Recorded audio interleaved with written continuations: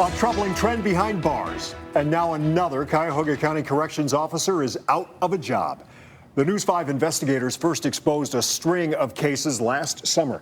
Guards gone wild. Corrections officers having inappropriate relationships with the inmates they supervise. And now we've uncovered a new case with shocking allegations. News 5 investigator Scott Knoll in the newsroom right now with more on what this former employee was accused of doing on the clock.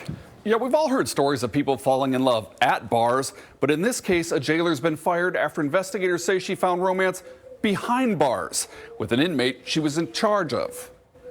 In this latest case, investigators say former Cuyahoga County corrections officer Sadiqa Rahim kissed an inmate she supervised while on duty, deposited more than $100 into his inmate account, and even brought him home-cooked food in the jail at least a dozen times.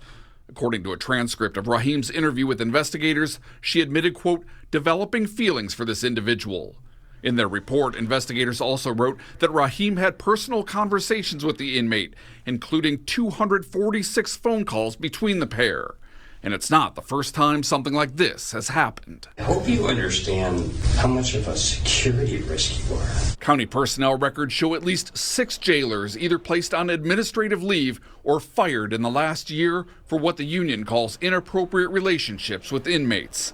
In June, we told you about some of the allegations. Officers accused of taking part in a fight club behind bars, plotting to smuggle drugs to an inmate, even giving one man tequila while locked up. In fact, we discovered the county placed Rahim on leave one day after our Guards Gone Wild investigation aired. In it, an attorney for the union representing corrections officers said his members were fed up with the salacious headlines and called for stricter screening of applicants to work in the jail.